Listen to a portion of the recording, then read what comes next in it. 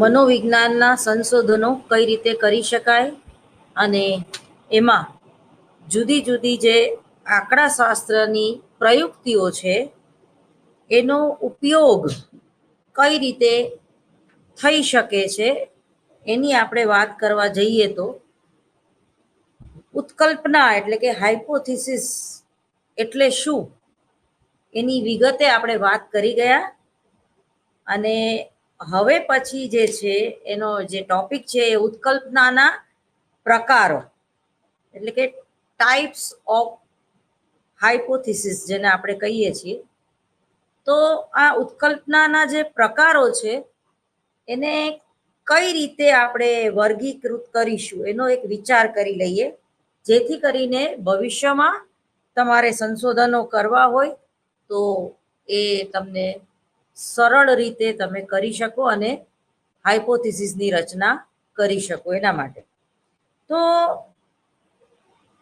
સંશોધન વિશેષજ્ઞોએ ઉત્કલ્પનાના મુખ્ય 3 વર્ગીકરણો કરેલા છે, જેમાં પહેલું વર્ગીકરણ એ રીતે કરવામાં આવે છે કે જેમાં પરિવર્તીઓની સંખ્યા, જુદા જુદા પરિવર્તીઓ, દાખલા તરીકે ઘોંઘાટ એ પરિવર્તીય છે, ધ્યાન એ પરિવર્તીય છે, એ પછી ભૌતિક વાતાવરણ, ઠંડી, ગરમી, વરસાદ, તો એ જુદા જુદા. દાખલા તરીકે ઘોંઘાટની અસર યાદશક્તિ ઉપર, ઘોંઘાટની અસર તો ખાલી ઘોંઘાટની જ અસર પડે યાદશક્તિ ઉપર, બરોબર. શીખવાની પ્રક્રિયાની અસર પડે ને તો પેલું પરિવર્તીય એ ઘોંઘાટ, બીજું પરિવર્તીય કઈ પદ્ધતિથી તમે શિક્ષણ મેળવી રહ્યા છો. એટલે કે શીખવું એટલે શું, કેળવણી કોને કહેવાય, શીખવા અંગેની જે વાત છે એ પણ એક પરિવર્તીય તરીકે ઉમેરાશે, બરોબર.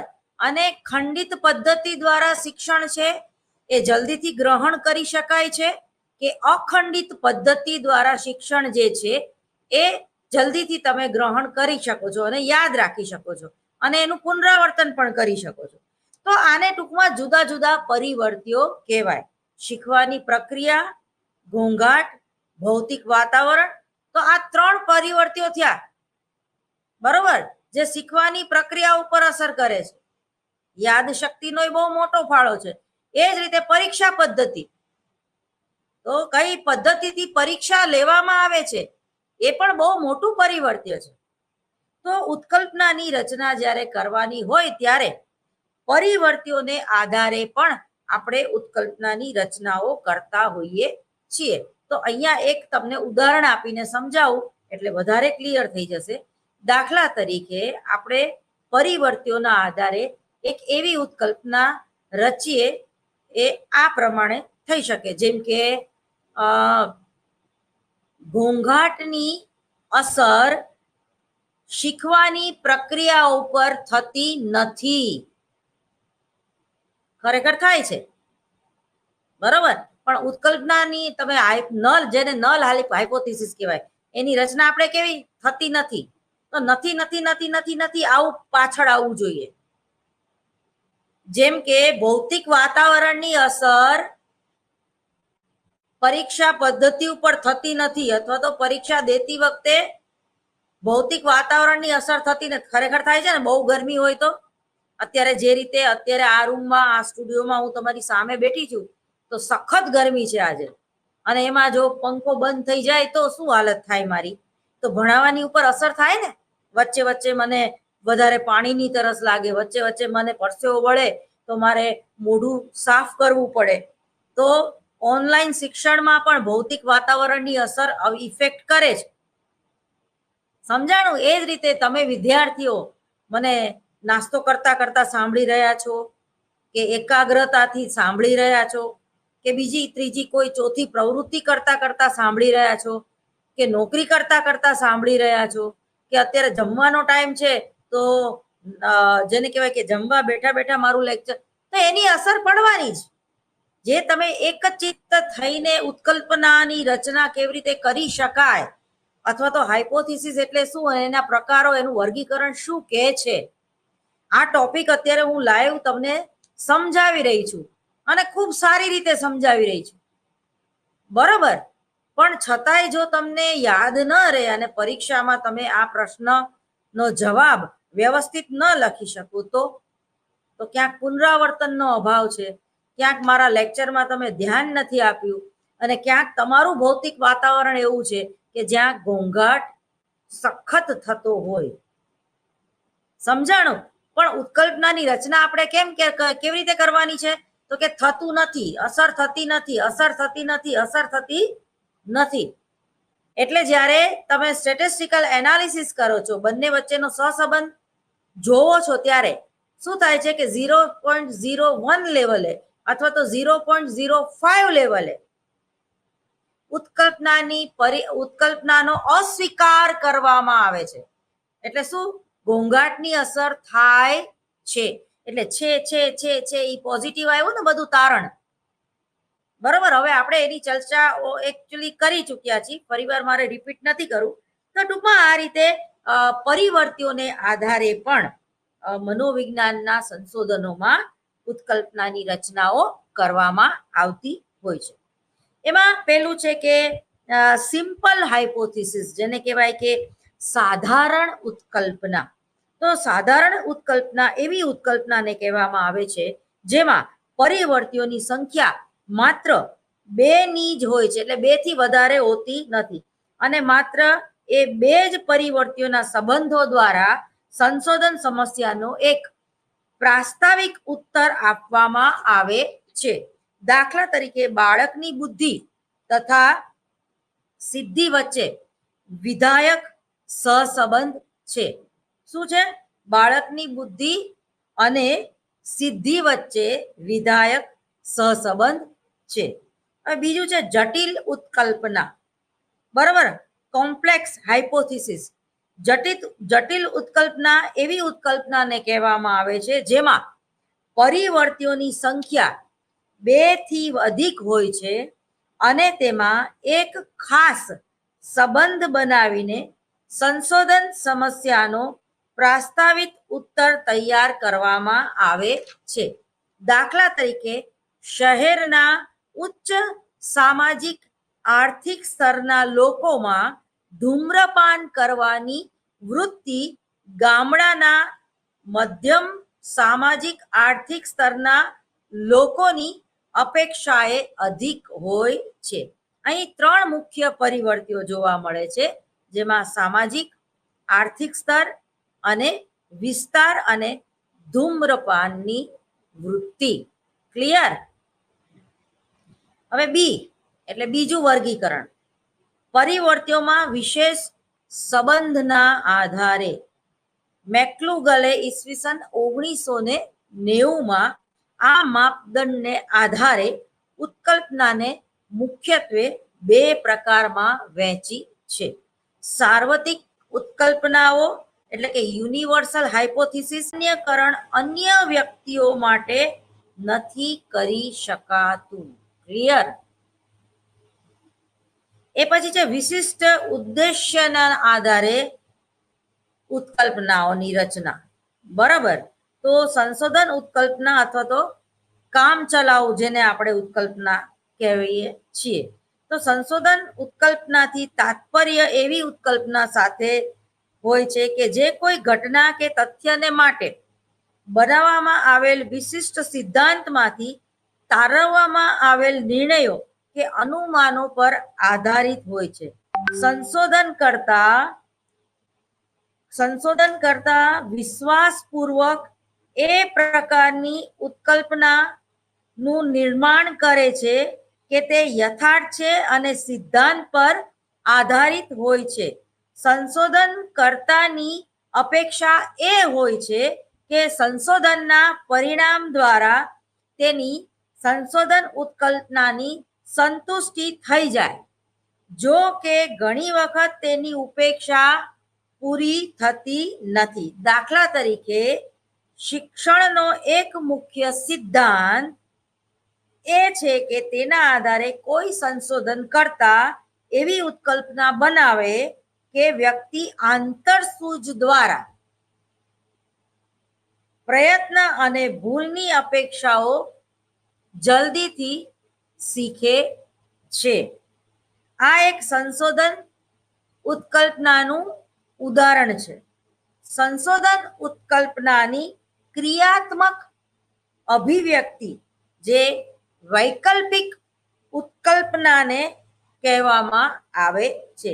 હવે સંશોધનની અભિવ્યક્તિ બે રીતે કરી શકાય છે. દાખલા તરીકે કોઈ સંશોધન કરતા વ્યક્તિઓમાં બે સમૂહનું બુદ્ધિમાં રહેલા અંતરનું અધ્યયન કરવા માંગે છે, જેના માટે સંશોધન ઉત્કલ્પના એ રીતે બતાવે છે કે સમૂહ એ અને સમૂહ બી થી બુદ્ધિમાં શ્રેષ્ઠ કોણ છે, એ કે બી. બરોબર? એટલે નેહાબેન બુદ્ધિમાં શ્રેષ્ઠ છે કે અનિતાબેન બુદ્ધિમાં શ્રેષ્ઠ છે, એ અને બી. તો આ સંશોધન ઉત્કલ્પના માટે વૈકલ્પિક ઉત્કલ્પના બે રીતે તૈયાર થવામાં આવે છે, જેમાં પહેલી છે સમૂહ એ તથા સમૂહ બી ની બુદ્ધિ એક સમાન છે. આ ઉત્કલ્પના આદિ દિશાત્મક રીતે અભિવ્યક્ત થઈ શકે છે, કારણ કે તેમાં એ તથા સમૂહ બી માં અંતરની કોઈ દિશાનો ઉલ્લેખ નથી. બીજી રીતે દિશાત્મક અભિવ્યક્તિ પણ કહી શકાય છે. હવે દિશાત્મક અભિવ્યક્તિ એટલે શું? તો કે છે કે વૈકલ્પિક ઉત્કલ્પના જે છે એ દિશાત્મક રીતે પણ વ્યક્ત કરવામાં આવે છે. સમૂહ એ બુદ્ધિમાં સમૂહ બી થી શ્રેષ્ઠ છે, આવી ઉત્કલ્પના કરી શકાય, પણ એ યોગ્ય નથી. બરોબર? અથવા તો સમૂહ બી બુદ્ધિમાં સમૂહ એ કરતા શ્રેષ્ઠ છે. આ ઉત્કલ્પનામાં દિશાત્મક રીતે અભિવ્યક્તિ કરવામાં આવે છે, કારણ કે તેમાં એ તથા બી ના અંતરમાં એક દિશા પર ભાર મૂકવામાં આવે છે. કેવી રીતે? એ માં રહેલો સમૂહ પણ બુદ્ધિશાળી છે અને બી બ્લોકમાં રહેલો સમૂહ પણ બુદ્ધિશાળી છે, પણ વધારે બુદ્ધિ કોનામાં છે? દાખલા તરીકે બે જ્ઞાતિ, બ્રાહ્મણો અને વાણિયા. તો વાણિયાઓનો સમૂહ છે એમાં બુદ્ધિની કક્ષા વધારે છે કે બ્રાહ્મણોનો સમૂહ છે એમાં બુદ્ધિની કક્ષા વધારે છે? તો આવી ઉત્કલ્પના કરી શકાય, પરંતુ જેને અભિવ્યક્તિઆત્મક ઉત્કલ્પના કહેવામાં આવે છે. પહેલેથી જ આપણે ક્લિયર કરી દીધું કે એ કરતા બી શ્રેષ્ઠ છે અથવા તો બી કરતા એ શ્રેષ્ઠ છે. પરંતુ લગભગ મનોવિજ્ઞાનના સંશોધનોમાં એમાં પણ જ્યારે એમફિલ કે પીએચડી કરવાનું હોય ત્યારે, અગત્યનું સંશોધન કરવાનું હોય ત્યારે આવી ઉત્કલ્પનાનો આપણે બહુ ઉપયોગ કરતા નથી.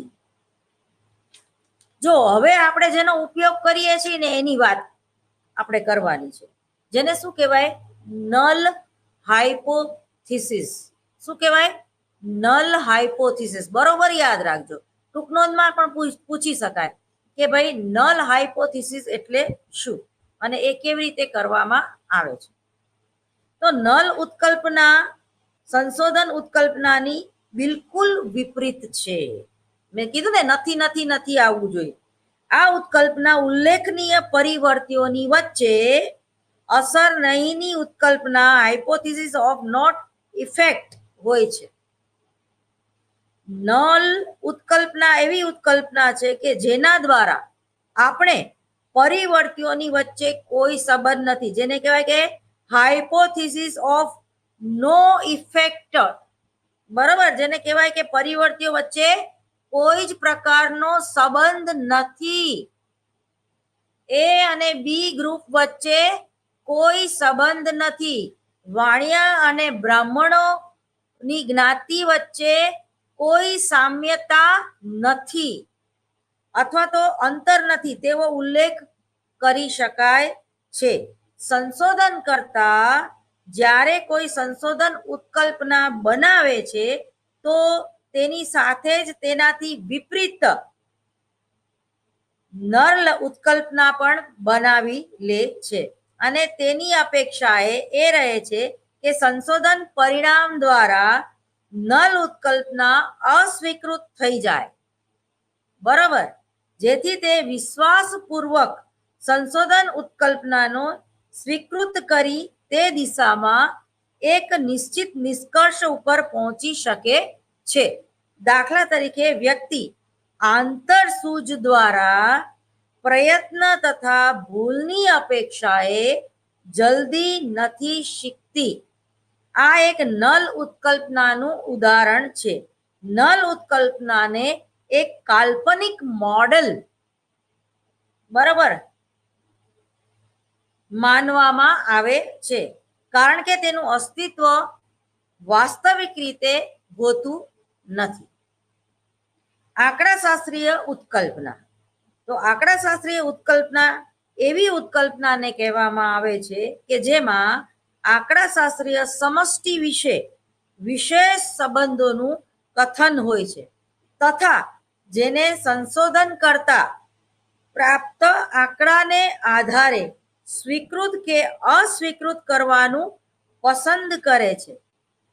બ્લેક તથા ચિમ્પાન્ઝીના શબ્દોમાં આંકડાશાસ્ત્રીય ઉત્કલ્પના આંકડાશાસ્ત્રીય સમષ્ટિના વિશે એવું કથન કરે છે કે જેને નિરીક્ષિત આંકડાઓની મળતી માહિતી આધારે સમર્થન આપવામાં આવે છે અથવા ખંડિત કરવામાં આવે છે. આંકડાશાસ્ત્રીય ઉત્કલ્પના એ સંશોધન ઉત્કલ્પનાના જ આંકડાશાસ્ત્રીય પદોમાં એક પરિવર્તિત રૂપને કહેવામાં આવે છે. આંકડાશાસ્ત્રીય ઉત્કલ્પનામાં માત્ર સંશોધન ઉત્કલ્પનાને જ નહીં પરંતુ નલ ઉત્કલ્પનાને પણ આંકડાશાસ્ત્રીય પદોમાં ફેરવી નાખવામાં આવે છે. જ્યારે સંશોધન ઉત્કલ્પનાને તથા નલ ઉત્કલ્પનાને આંકડાશાસ્ત્રીય ઉત્કલ્પનાના રૂપમાં વ્યક્ત કરવામાં આવે છે તો વિશેષ સંકેતોનો પ્રયોગ કરવામાં આવે છે. સંશોધન ઉત્કલ્પના માટે H1 તથા નલ ઉત્કલ્પના માટે H2 નો સંકેત આપવામાં આવે છે તથા મધ્યક માટે x ઉપર આડી લીટી, બરાબર, x નો વર્ગ નો પ્રયોગ કરવામાં આવે એ છે કે સમૂહ એ બી થી વધુ વૃદ્ધ છે તો તેની આંકડાશાસ્ત્રીય ઉત્કલ્પનાના રૂપમાં HO તથા H1 ની અભિવ્યક્તિ નીચે મુજબ કરી શકાય છે. જેમ કે સમૂહ એ નો મધ્યક સમૂહ બી ના મધ્યકની બરાબર છે અથવા તો ઓછો છે તો HO X A X B. તો સમૂહ એ નો મધ્યક સમૂહ બી ના મધ્યકથી વધુ છે. પરંતુ જો સંશોધન ઉત્કલ્પના એવી છે કે સમૂહ એ તથા સમૂહ બી ની ઉંમર વચ્ચે અંતર છે તો તેને આંકડાશાસ્ત્રીય ઉત્કલ્પનાના રૂપમાં ફેરવવાથી HO તથા H1 ની અભિવ્યક્તિ અલગ થશે. આવી ઉત્કલ્પનામાં HO તથા H1 ની નીચે મુજબ ઉત્કલ્પના થશે જેમાં સમૂહ એ નો મધ્યક બી ની બરાબર છે એટલે કે HO બરાબર X1 બરાબર XB, બરાબર. સમૂહ એ નો સમૂહ બી ના મધ્યકની બરાબર નથી તો માઇનસ કૌંસમાં H1 X1 ની જેમ XB, બરાબર. તો આ રીતે એનું ઉત્કલ્પનાના જે કાર્યો છે એનો આપણે વિચાર કરી જઈએ તો પેલું છે સિદ્ધાંતોની તપાસ કરવી. શું છે? સિદ્ધાંતોની તપાસ કરવી. બીજું છે નવા સિદ્ધાંતોનું પ્રતિપાદન કરવું. પેલું છે સિદ્ધાંતોની તપાસ કરવી, બીજું છે નવા સિદ્ધાંતોનું પ્રતિપાદન કરવું, ત્રીજું છે કોઈ ઘટનાનું વર્ણન કરવું, કોઈ ઘટનાનું વર્ણન કરવું, ચોથું છે શૈક્ષણિક પદ્ધતિઓની સુધારણામાં, અને પાંચમું છે સામાજિક સમસ્યાઓના સમાધાનમાં કે ઉકેલમાં, અને છઠ્ઠું છે સામાજિક નીતિ ઘડવામાં. બરોબર, તો આ 6 એના કાર્યો છે. શેના? ઉત્કલ્પનાના કાર્યો, હાઇપોથિસિસના કાર્યો. બરોબર, એ પછી છે મનોવિજ્ઞાન સંશોધનનો અર્થ અને પ્રકારો, જે આપણે 104માં ઓલરેડી ભણી ગયા. મનોવિજ્ઞાન સંશોધનનો અર્થ, છતાં આપણે એની વ્યાખ્યા આપણે જોઈ જઈએ એટલે તમને એકદમ યાદ આવી જાય અને થોડુંક તાજું થઈ જાય. બરોબર, પણ મહેરબાની કરીને 104 જે પેપર મેં લીધું છે તો એ તમારે એના દરેક ટોપિક સાંભળી લેવા, શીખી લેવું, તો તમને વધારે મજા પડશે. બરોબર, 108માં ભણવાની. 108 108 એટલે પેલી એમ્બ્યુલન્સ નહીં. હા, સામાન્ય રીતે મનોવિજ્ઞાનના ભિન્ન ભિન્ન ક્ષેત્રોમાં કરવામાં આવતા બધા પ્રકારના સંશોધનોને મનોવૈજ્ઞાનિક સંશોધન કહેવામાં આવે છે.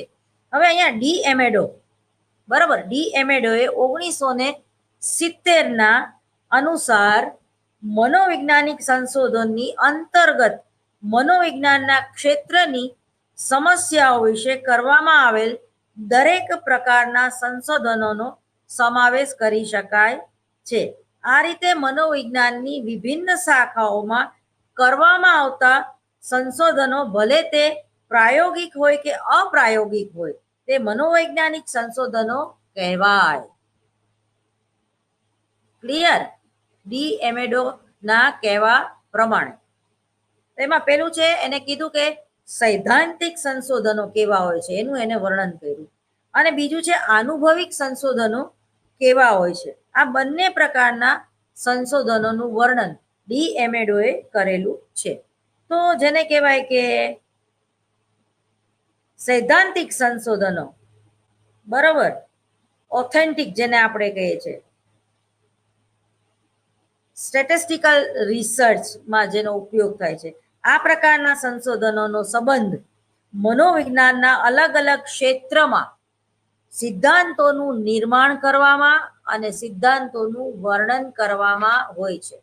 દાખલા તરીકે તમારે એક પેપર મનોવિજ્ઞાનની જે મુખ્ય શાખા જે છે એમાં છે સિદ્ધાંતો અને સંપ્રદાયો, એટલે કે મનોવિજ્ઞાનના જુદા જુદા સિદ્ધાંતો, જે વ્યક્તિત્વના સિદ્ધાંતો છે, અને મનોવિજ્ઞાનના ની જે બધી કસોટીઓ જે છે એ કયા સંપ્રદાયોને આધારે છે અને કયા વાદના આધારે છે, જેમ કે સાહચર્યવાદ, જેમ કે સમષ્ટિવાદ, જેમ કે રચનાવાદ, જેમ કે કાર્યવાદ, જેમ કે મનોવિશ્લેષણવાદ. તો આ બધું શું છે? એના દરેક વાદના, દરેક સંપ્રદાયના જુદા જુદા સિદ્ધાંતો હોય છે. દાખલા તરીકે સમષ્ટિવાદ, સંવેદન અને પ્રત્યક્ષીકરણમાં સંગઠનના નિયમો આપણને આપ્યા. તો એ સમષ્ટિવાદ એટલે એ સમગ્રતયા લક્ષી દ્રષ્ટિકોણ. બરોબર, નેહા મેડમનું નાક કેવું લાગે છે, કે એમની આંખ કેવી લાગે છે, કે એમના કાન કેવા લાગે છે, કે એમના વાળ કેવા લાગે છે, આપણે કોઈને વિભાજિત કરીને જોતા નથી. હા, એવું ક્યારેક એમ બોલીએ છીએ કે કાજોલનું નાક ભજીયા જેવું છે, પણ ઓલ ઓવર પર્સનાલિટી બહુ સરસ છે. બરોબર, એટલે સમષ્ટિવાદ, સમગ્રતયા લક્ષી દ્રષ્ટિકોણ. કોઈ છોકરો કોઈ છોકરીને જોવા માટે જાય તો એની હાઈટ ઓછી હોય, છોકરી થોડીક જાડી છે પણ આમ છે બહુ સરસ, બધી રીતે નમણી છે, તો છોકરી એકદમ હાઈટ બોડી વાળી હોય ને જરાય નમણાશ ન હોય અને જાડી ભંભા જેવી હોય તો ખાલી હાઈટ ને તમે ને હું વળગી નથી રહેતા. બરોબર. તો ટૂંકમાં કહેવાનો મતલબ એમ છે કે જુદા જુદા સિદ્ધાંતો અને સંપ્રદાયો જે મનોવિજ્ઞાનના છે, તો એના જે જુદા જુદા સિદ્ધાંતો છે કે જુદા જુદા આ પ્રત્યક્ષીકરણમાં સંગઠનનો નિયમ.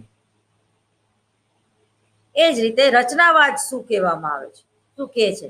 કાર્યવાદ. તો કાર્યવાદમાં વોટસને જે આપણને મનોવિજ્ઞાનની વ્યાખ્યા આપી કે મનોવિજ્ઞાન એટલે કે વર્તનનો અભ્યાસ કરતું વિજ્ઞાન, અથવા તો મનોવિજ્ઞાન એટલે કે મનુષ્યના વર્તનનો અને પ્રાણીના વર્તનનો અભ્યાસ કરતું શાસ્ત્ર એટલે કે મનોવિજ્ઞાન. તો એ વોટસનને શું કહેવામાં આવે છે? વાતાવરણવાદી. એ વાતાવરણને મહત્વ આપે છે, બરોબર. કારણ કે વાતાવરણનો પણ આપણા ઉપર જબરજસ્ત પ્રભાવ પડે છે. તમે એવા ઘણા બધા પિક્ચરો જોયેલા છે કે કોઈને કોઈ ગુંડાનો કે ઓસામા બિન લાદેનનો છોકરો હોય પણ એને સારું વાતાવરણ મળે, સારી સ્કૂલ ને સારો અભ્યાસ ને સારા મા બાપ ને સારા સંસ્કાર મળે. કોઈ માની લો કે અનાથ આશ્રમમાંથી કોઈ છોકરાને આપણે દત્તક લઈ આવીએ તો એનું આખું વાતાવરણ બદલાઈ ગયું. એટલે એ જે બાળક છે એ ઇન્સ્પેક્ટર થાય, જજ થાય, કે વકીલ થાય, કે ડોક્ટર પણ થાય, કારણ કે એ વાતાવરણનો પ્રભાવ છે, બરોબર. સમાયોજનની આપણે વ્યાખ્યા જોઈ લ્યો તો કોઈ વ્યક્તિ ડિપ્રેશનમાં હોય તો આપણે તરત જ કહીએ છીએ કે તમે સિમલા, કુલુ મનાલી કે ગોવા જઈ આવો, થોડુંક વાતાવરણ બદલાઈ જાય, ઋષિકેશ જઈ આવો. તો તમે 10 દિવસ સારી રીતે કોઈ સારી શિબિરમાં જઈ આવો છો કે કોઈ સારા વાતાવરણમાં જઈ આવો છો તો તમે કેટલા બધા ફ્રેશ થઈ જાઓ છો. એટલે ખાલી વારસો નહીં, આપણા વ્યક્તિત્વ ઉપર વાતાવરણની પણ અસર પડતી હોય છે. એટલે જ તમે જો વ્યક્તિત્વની વ્યાખ્યા તમે જો, વ્યક્તિત્વ એટલે કે મનોશારીરિક તંત્રનું એવું ગત્યાત્મક સંગઠન છે કે જે વાતાવરણ દ્વારા પ્રભાવિત થાય છે. વારસો તો ખરો જ, તમારું ડીએનએ તો ખરું જ, પરંતુ વાતાવરણ વોટસનના કહેવા પ્રમાણે વાતાવરણ વારસા કરતા પણ મહત્વનો ફાળો નોંધાવે છે તમારા વ્યક્તિત્વના વિકાસ માટે, તમારા ડેવલપમેન્ટ માટે. કોઈ ગરીબનો છોકરો ઝૂંપડપટ્ટીમાં મહેનત કરે અને ધીરુભાઈ અંબાણી એને દત્તક લઈ લે અને એને કોઈ સારી સંસ્થામાં ભણવા મળે, ટ્યુશન મળે, બધી જ પ્રકારની સવલતો મળે, તો પહેલેથી તો એ બુદ્ધિશાળી તો હતો જ, એનો વારસો તો જબરજસ્ત હતો, પણ એને ભગવાને વાતાવરણ પણ સારું પૂરું પાડ્યું, તો એ છોકરો હાઈલી ઇન્ટેલિજન્ટ થશે. પણ તમારો વારસો પણ નબળો હોય અને તમે ઝૂંપડપટ્ટીમાં રહેતા હોય તો એવા બાળકનો ડેવલપમેન્ટ બહુ જાજુ થઈ શકતું નથી. અથવા તો તમે જુઓ કે તમે ભલે કલેક્ટર હોય કે ભલે તમે સારામાં સારા આર્ટિસ્ટ હોય, જેમ કે અરુણા ઈરાની, જેમ કે કિરણ કુમાર, કે વિક્રમ સારાભાઈની ડોટર મલ્લિકા સારાભાઈ, કે કોઈ પણ આપણા ગુજરાતી આર્ટિસ્ટો, સિદ્ધાર્થભાઈ રાંદડિયા, અથવા હું પોતે ડોક્ટર નેહા રાવલ, તો આપણા લેખા ઉપરથી ખબર પડી જશે કે આ કાઠિયાવાડી છે કે આ ગુજરાતી છે. હિન્દી પિક્ચરમાં કામ મળશે તો પણ એ ગુજરાતી આર્ટિસ્ટ છે એ દેખાઈ આવશે. દંગલ પિક્ચરમાં આમિર ખાનની સાથે પેલો જે લંગડો છે એ ગુજરાતી છે, બરોબર.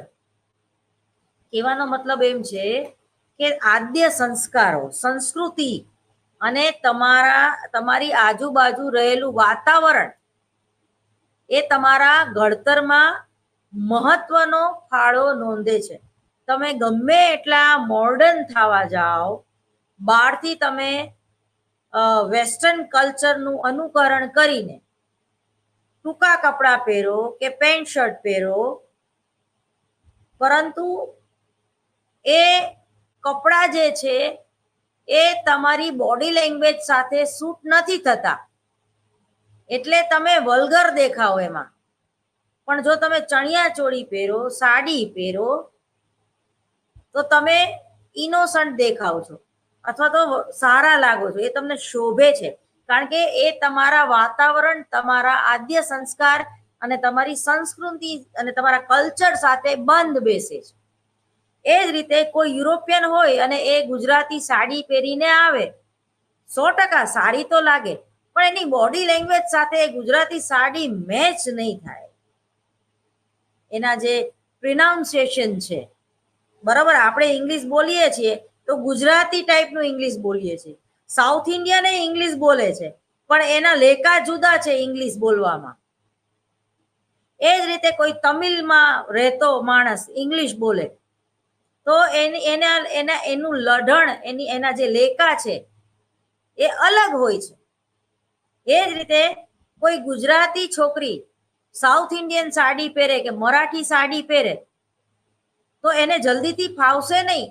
એ જ રીતે કોઈ મરાઠીની દીકરી કોઈ મરાઠી સિરિયલમાં ગુજરાતી સાડી પહેરે અને ગુજરાતી એને બોલતાય ન આવડતું હોય, એનો અવાજ તો ડબિંગ થઈ જાય, પણ એના એ સાડી એ નહીં ફાવે, એની બોડી લેંગ્વેજ સાથે મેચ નહીં થાય. એટલે જ જ્યારે રાઇટર ડાયરેક્ટર હોય છે તો એ એવું જ કાસ્ટિંગ કરે છે કે ગુજરાતી કેરેક્ટર હોય તો એ ગુજરાતમાં જઈને કોઈ સારા કલાકારને ઉપાડી આવે છે, જેની પાછળ એને મહેનત ના કરવી પડે. બરોબર.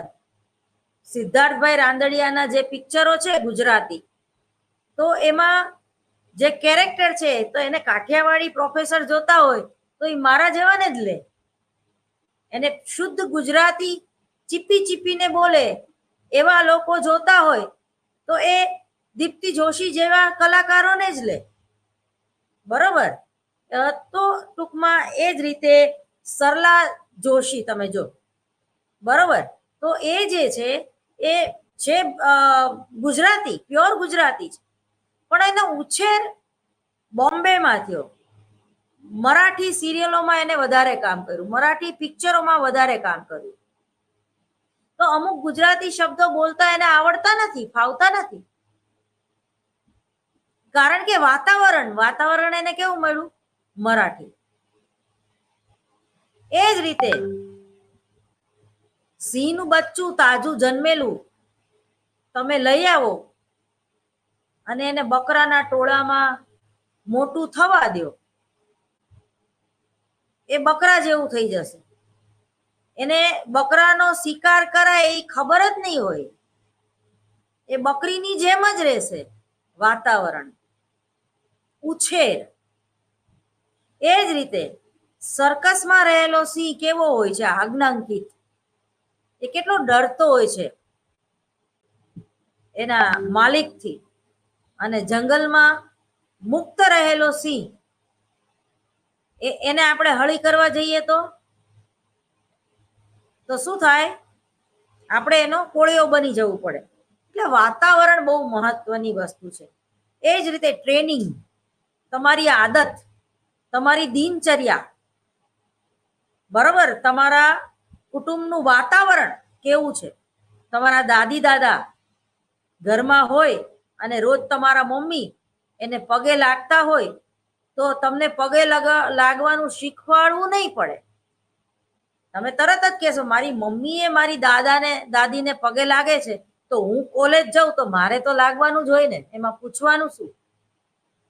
બાળક જે છે એ હંમેશા અનુકરણ દ્વારા શીખે છે. બરોબર. જેવી દ્રષ્ટિ એવી સૃષ્ટિ તો ખરી જ. કમળો હોય એને પીળું જ દેખાય, ઈ તો ખરું જ. પરંતુ બાળક જે છે એ જો ફાધર સિગરેટ પીતા હશે તો એને પણ સિગરેટ પીવાનું મન થશે. ઘરમાં ઝઘડા થતા હશે તો એ પણ ઝઘડું પ્રકૃતિનો થશે. ઘરમાં માતા પિતા જ જ્યારે અપશબ્દો બોલતા હશે તો એ પણ અપશબ્દો બોલશે. માતા પિતા પોતાનો મોબાઈલ કે લેપટોપ લઈને બેસી જતા હશે તો એ બાળક પણ મોબાઈલ માંગવાની જીદ કરશે. માતા પિતા ઓનલાઈન જમવાનું મગાવી લેતા હશે તો બાળક પણ આ જ કુટેવથી પોતાનું જીવન વ્યતીત કરશે. તો બાળક ટૂંકમાં હંમેશા અનુકરણ દ્વારા શીખે છે.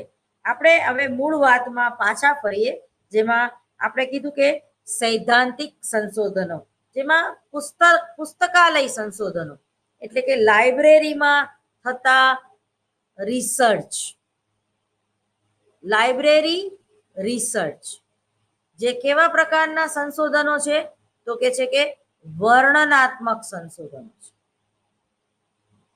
અને બીજું જે પ્રકાર છે સિદ્ધાંત રચના, કોઈ પણ નવો સિદ્ધાંત બનાવો.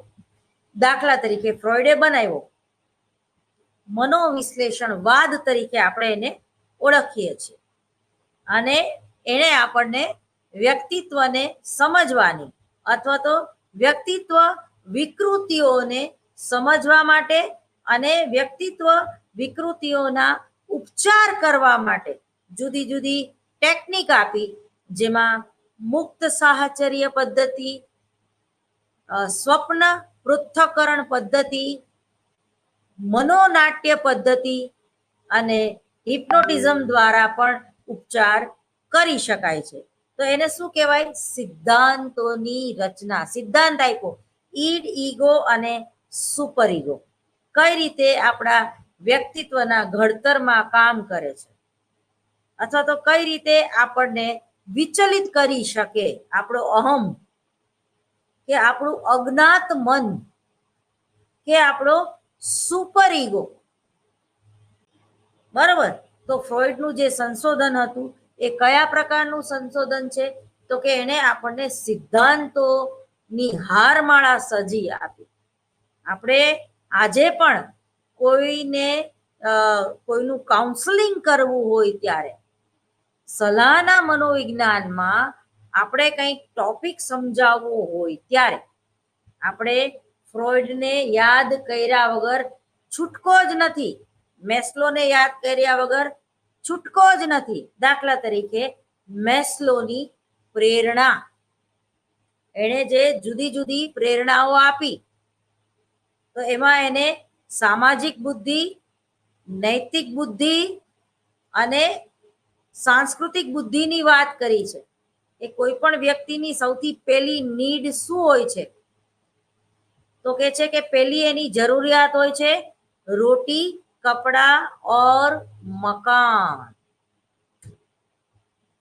સલામતીની જરૂરિયાત, સલામતીની જરૂરિયાત સંતોષાય તો તમને સંગીત સાંભળવું એ ગમે.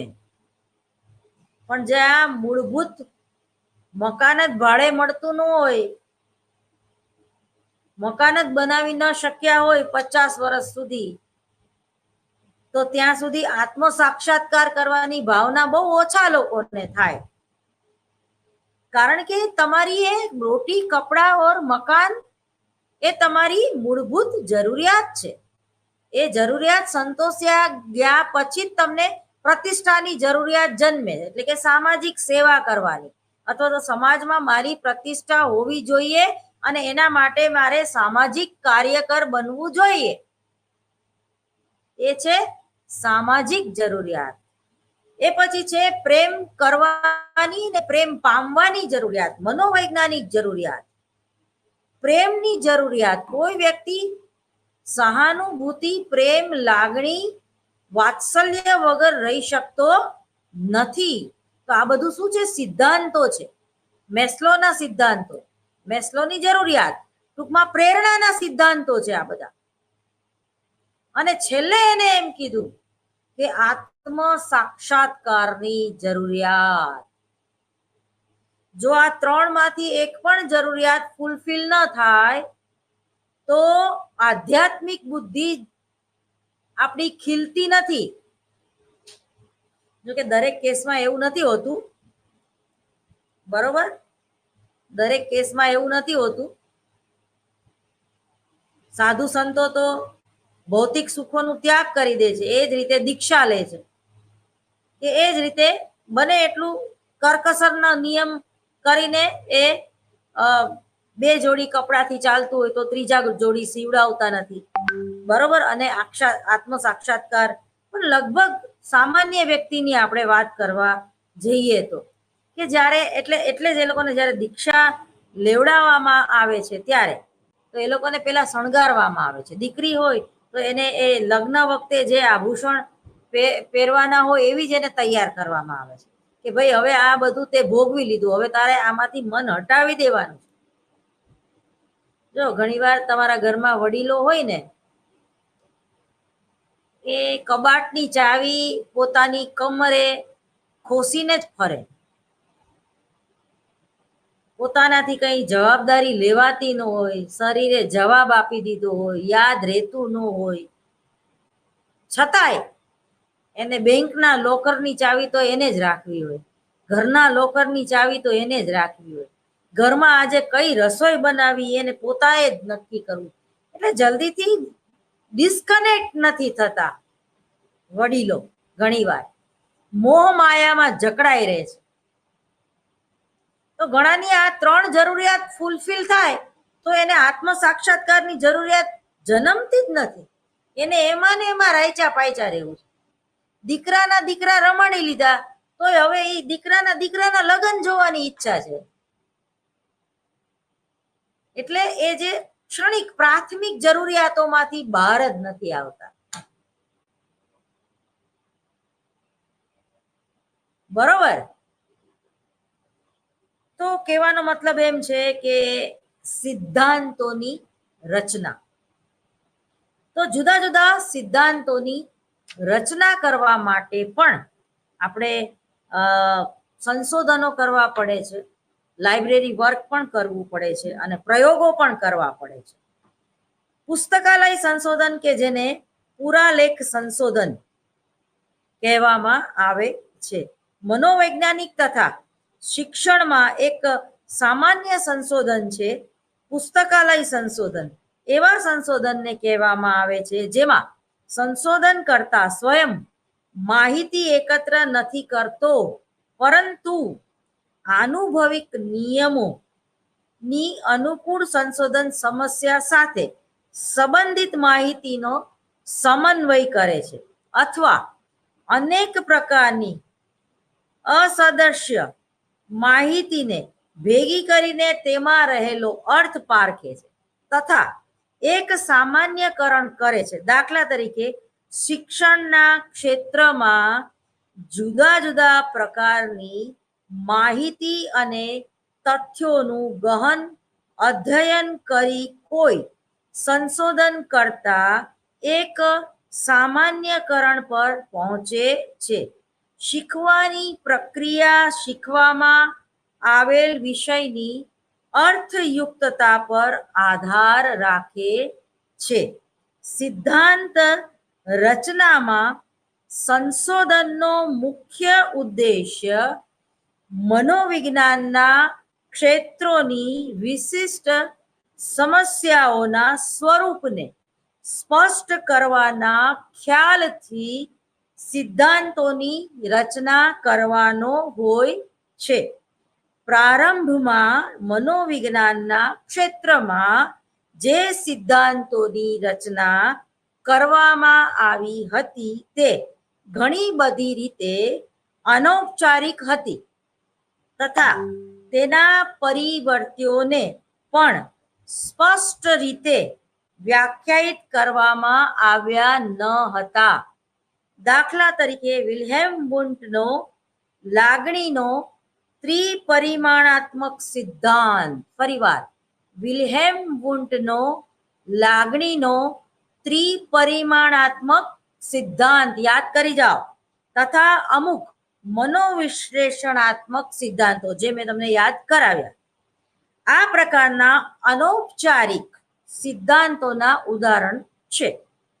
આધુનિક મનોવૈજ્ઞાનિકો દ્વારા અધિકતર એવા સિદ્ધાંતોની રચના કરવામાં આવતી હોય છે જે અધિક ઔપચારિક તથા ગાણિતિક પણ હોય છે અને તેમાં પરિવર્ત્યોને સ્પષ્ટ રીતે વ્યાખ્યાયિત કરવામાં આવે છે તથા પરિવર્ત્યોની વચ્ચે ખાસ પ્રકારના સંબંધોના અર્થઘટન અને એના ઉપર ટૂંકમાં અર્થઘટન એટલે કે વિશ્લેષણ કરવામાં અધિક ભાર મૂકવામાં આવતો હોય છે.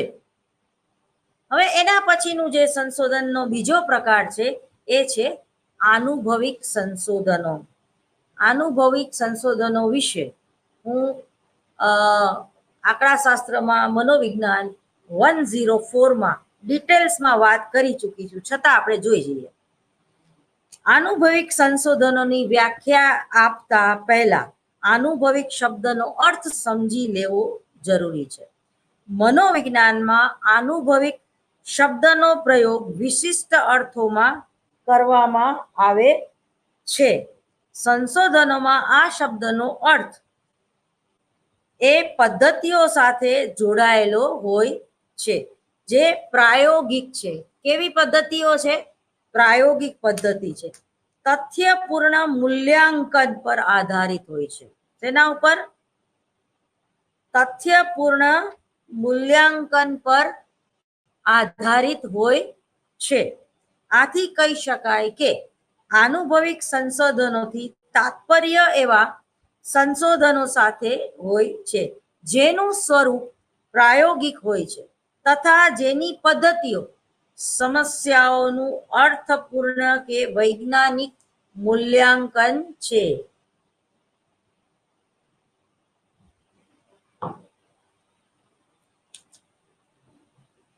હવે જેમાં આટલા પરિવર્તિઓનો સમાવેશ થાય છે આનુભવિક સંશોધનોમાં, એમાં પહેલું છે નિરીક્ષણ, બીજું છે સહસંબંધાત્મક સંશોધનો, ત્રીજું છે પ્રાયોગિક સંશોધનો અને એના પછી જે છે એ અન્ય પ્રકારના સંશોધનો. હવે નિરીક્ષણ એવા સંશોધનોને કરવામાં આવે છે કે જેમાં સંશોધન કરતા જે છે, સંશોધક જે છે એ પરિવર્તિઓમાં કોઈ પણ પ્રકારના હસ્તપ્રયોજન વગર જ અધ્યયન સાથે સંબંધિત ઘટનાઓનું ક્રમનું અવલોકન કરે છે. દાખલા તરીકે કોરોનાની પહેલી લહેર આવી ત્યારે કેટલા મૃત્યુઆંક થયા, કોરોનાની બીજી લહેર, કોરોનાની ત્રીજી લહેર અને કોરોનાની ચોથી લહેર. તો જે ડોક્યુમેન્ટ્સ પડ્યા છે જે તે ગવર્મેન્ટ હોસ્પિટલોમાં કે વર્લ્ડ હેલ્થ સેન્ટરની પાસે, એ કોઈ પણ પ્રાઇવેટ કે ગવર્મેન્ટ સેક્ટર પાસે મૃત્યુઆંકના આંકડા અને કેવી રીતે મૃત્યુ પામ્યા, ઓક્સિજન ન લેવાથી કે હાર્ટ એટેકથી વગેરે. અત્યારે પણ કોરોનાના હિસાબે ઘણા લોકોને હાર્ટ એટેક આવે છે, ધીમે ધીમે મરનારા લોકો કેટલા. તો આમાં ક્યાંય આપણે હસ્તપ્રયોજન કરીએ છીએ ખરા સંશોધનમાં? બરાબર. દસ્તાવેજીય માહિતીને આધારે વર્લ્ડ હેલ્થ સેન્ટરે જે કંઈ કલેક્શન કર્યું છે એના આધારે આપણે એક સંશોધન કરવાનું હોય તો એને કેવું સંશોધન કહેવાય? નિરીક્ષણના આધારે કરેલું સંશોધન. તેની મહત્વપૂર્ણ હકીકતોને લખવામાં આવે છે, તેનો એક રેકોર્ડ તૈયાર કરવામાં આવે છે. બરાબર.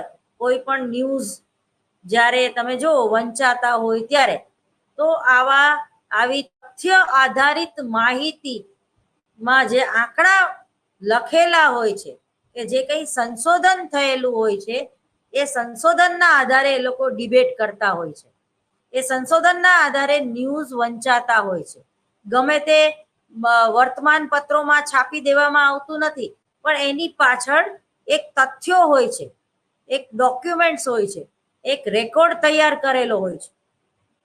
રેકોર્ડ કરવામાં આવેલા વર્તનનું વિશ્લેષણ કરીને સંશોધન કરતા એક નિશ્ચિત નિષ્કર્ષ પર પહોંચે છે. અને મનોવૈજ્ઞાનિક સંશોધનોમાં નિરીક્ષણના બે પ્રકાર પાડવામાં આવે છે, સ્વાભાવિક નિરીક્ષણ અને પ્રાયોગિક નિરીક્ષણ. તમે જો જે તમે TYBA માં પ્રાયોગિક મનોવિજ્ઞાન ભણી ગયા હશો તો જે જુદા જુદા 10 થી 12 પ્રયોગો છે, તો એ પણ આ પ્રકારમાં આવે છે. સ્વાભાવિક નિરીક્ષણ મેં તમને આ કોરોનાનું ઉદાહરણ આપ્યું, અથવા તો યુક્રેનના યુદ્ધ દરમિયાન, બરોબર, પ્રકૃતિ ઉપર પડતી અસરો, યુક્રેનનું જે યુદ્ધ થયું એની પીડા તમે ને હું આજે પણ ભોગવીએ છીએ. તમે જો વાતાવરણ કેટલું ગરમ રહે છે, ગભરામણ થવા માંડે, ગુંગળામણ થવા માંડે, તમને એસી વગર તમે રહી ન શકો, બરોબર. એ જ રીતે જે અણુ યુદ્ધ માટેના જે પ્રયોગો થઈ રહ્યા છે દરિયામાં, તો એ દરિયો દૂષિત થઈ રહ્યો છે અને એક ગ્લોબલ વોર્મિંગનો આપણે ભોગ બન્યા છીએ, બરાબર. ગ્લોબલ વોર્મિંગ માં એક સમય એવો આવશે કે આપણને પાણી પણ પીવા નહીં મળે, તો શું કરશું? એટલે વૃક્ષારોપણની પ્રવૃત્તિ આપણે શરૂ કરી છે કે જેથી કરીને પ્રકૃતિની સાથે આપણે તાદાત્મ્ય કેળવી શકીએ, બરોબર. જ્યારે પ્રકૃતિની વિરુદ્ધ આપણે જોતા જઈ રહ્યા છીએ ત્યારે ધરતીકંપ, લાવારસ, કે ટૂંકમાં હવે એમેઝોનના જંગલો જે છે ત્યાં રણ થઈ જશે, અને રાજસ્થાનના રણ છે ત્યાં લીલોતરી જંગલો પણ થઈ શકે, આવું બને. તો આ જે પ્રકૃતિમાં જે ફેરફાર થઈ રહ્યા છે એ ગ્લોબલ વોર્મિંગને કારણે, તો આ કેવું, એ નિરીક્ષણ લક્ષી સંશોધન થયું. અને બીજું છે પ્રયોગશાળામાં થતા સંશોધનો, લેબોરેટરી રિસર્ચ. હવે આ જે વાયરસ બનાવવા ગયા લોકોને, એટલે ચીન જે દેશ છે એને પોતાની લેબોરેટરીમાં આ કોરોના વાયરસ બનાવ્યા, અને લેબોરેટરીમાં ધ્યાન ન રહ્યું અને એ બધી જગ્યાએ ફેલાઈ ગયા, બરાબર. તો એ લેબોરેટરી રિસર્ચ હતું ને, જેને બાયો વેપન કહેવાય. શું કહેવાય એને? Bio weapon. એક વેપન તરીકે યુઝ કર્યું એ લોકોએ આ વાયરસનો, અને એ વાયરસનો પોતે પણ ભોગ બન્યા, કારણ કે એ લાઇબ્રેરીમાંથી બહાર આવેલું વાયરસ હતું. એ સાયન્ટિસ્ટોને તો એ લોકોએ મારી નાખ્યા, ચીનના જે કઈ સત્તાધીશો છે એને. તો આવું પણ એક સમાચાર આપણે, તમે અને મેં જોયા હશે, બરોબર. તો એને જેને કહેવાય કે પ્રયોગશાળામાં નિરીક્ષણ, બરોબર. હવે નિરીક્ષણ કે પ્રયોગ કરવામાં કંઈક ભૂલ થઈ ગઈ અને એ વાયરસ ફેલાઈ ગયા ભૂલથી, એટલે સૌથી પહેલા તો ચીનમાં જ કોરોના આવ્યો અને પછી બધી જગ્યાએ ફેલાણું, કારણ કે ઇન્ટરનેશનલ એરપોર્ટ પરથી એક દેશથી લોકો બીજા દેશ તરફ જાય, અને આપણા સમાજમાં તબલીગી જમાત, જેને કે મુસ્લિમ કોમ્યુનિટી તરફથી કોરોનાનો ફેલાવો થયો, અને જે લોકો નોનવેજ ખાય છે એ લોકોએ કોરોનાનો ફેલાવો કરવામાં મહત્વનો ફાળો પોતાનો નોંધાયો, બરોબર. આવું બધું ન્યૂઝમાં તમે ને હું જોઈ ચૂક્યા છીએ. એટલે કે સ્વાભાવિક નિરીક્ષણ એવા નિરીક્ષણને કહેવામાં આવે છે કે જેમાં ઘટનાઓ કે વ્યક્તિઓના વર્તુળનું નિરીક્ષણ કોઈ સ્વાભાવિક પરિસ્થિતિ, જેવી કે શાળા, college, railway platform, bus station, રમતનું મેદાન વગેરેમાં કરવામાં આવે છે. ડી એમેડો 1970 અનુસાર જ્યારે કોઈ સ્વાભાવિક પરિસ્થિતિમાં ઘટનાનું નિરીક્ષણ કરવામાં આવે છે તો તેને સ્વાભાવિક નિરીક્ષણ કહેવામાં આવે છે. સ્વાભાવિક નિરીક્ષણને બે મુખ્ય એની મર્યાદાઓ છે. પહેલી મર્યાદા કે સ્વાભાવિક પરિસ્થિતિમાં નિરીક્ષણની સામે ઘણા બધા એવા પરિવર્તિઓ મોજૂદ હોય છે કે જેની પર તેનું કોઈ નિયંત્રણ નથી રહેતું. દાખલા તરીકે ઘોંઘાટ, દાખલા તરીકે મહામારીનો ફેલાવો. આવા પરિવર્તિઓ નિરીક્ષણની પ્રક્રિયાને અધીન વધારે જટિલ બનાવી દેતા હોય છે. દાખલા તરીકે જે ડોક્ટર ટ્રીટમેન્ટ કરતા એને તો ઓલી પીપીટી કીટ પહેરીને કેમ ફરવાનું, એને પોતાને ચેપ ન લાગે, છતાંય કેટલા ડોક્ટરોએ પોતાના જીવ ગુમાવ્યા ટ્રીટમેન્ટ દરમિયાન, બરોબર. અને નિરીક્ષણ માટે કોઈ નિશ્ચિત નિષ્કર્ષ પણ પહોંચી શકાતું નથી. બીજી મર્યાદા એ પણ કહેવામાં આવે છે કે સ્વાભાવિક નિરીક્ષણમાં નિરીક્ષણને એ સમય સુધી રાહ જોવી પડતી નથી, જ્યાં સુધી ઘટના સ્વાભાવિક પરિસ્થિતિનું સ્વયં ઉત્પન્ન થાય નહીં. તમે જો એક સાયકોલોજીનું એક સંશોધન આવ્યું હતું જ્યારે કોરોના ચાલી રહ્યો હતો ત્યારે, અને આ સંશોધનના આધારે મેં પોતે જીએસટીવી ગુજરાતીમાં ડિબેટ કરેલી. આપણને માસ્ક બાંધવાનું ફરજિયાત કહેવામાં આવેલું, અને માસ્ક ન બાંધો અને તમે લોકડાઉન દરમિયાન જો બહાર નીકળો તો 500 રૂપિયા દંડ ભરવાની વાત પણ હતી. અને લોકડાઉન ખુલી ગયા પછી પણ ઘણા સમય સુધી તમે અને હું એક માસ્ક પહેરીને ફરતા હતા. હવે આજની એ શું કામ આપણે પહેરતા હતા? માત્ર કોકનો ચેપ આપણને ન લાગે ને આપણો ચેપ બીજાને ન લાગે. આપણું થૂક આપણે બોલી તો જરાક થૂક ઉડે અને એમાં કોરોના વાયરસના પેલા લક્ષણો હોય તો એ બીજાને એ લાગુ ન પડે એના માટે ને. પણ સામે મોટામાં મોટું નુકસાન કયું? તમારું ઓક્સિજન લેવલ ઘટી જાય. તમે માસ્ક 24 કલાક પહેરીને રાખો તો તમારું ઓક્સિજન લેવલ ઘટી જાય, તમારી રોગ પ્રતિકારક શક્તિઓ ઘટી જાય, અને મોઢા ઉપર નાક અને હોઠ એક એવી ભગવાને આપેલી વસ્તુ છે કે જેને તમે વારંવાર ટચ કરો છો કંઈ પણ કારણ વગર, જેને પ્રતિક્ષિપ્ત ક્રિયા કહેવામાં આવે, સહજ પ્રક્રિયા કહેવામાં આવે. એટલે માસ્ક પહેરીને તમે માસ્કને બહાર અડો અને પછી માસ્ક ખોલીને તમે ઈ અડેલા માસ્કને અડેલા હાથે પાણી પીઓ, બધું ઈ નહીં છે. તો મેં પોતે એવી ડિબેટ કરેલી કે આ માસ્ક પહેરી રાખવાનો કોઈ મતલબ નથી. તમે માસ્ક પહેરવું હોય તો પણ કોરોના વાયરસ એટલા બધા, એનો જે ત્રીજી લહેર હતી એટલી બધી ગંભીર અને ખરાબ હતી કે તમે માસ્ક પહેરવું હોય તો પણ તમને કોરોના એકવાર થવાનો જ. અને મને ને તમને થયો, હા એ જે તમને રસી આપી એ બરોબર છે, વેક્સિન જેને આપણે કહીએ છીએ એ બરોબર છે. વધુ આવતા અંકે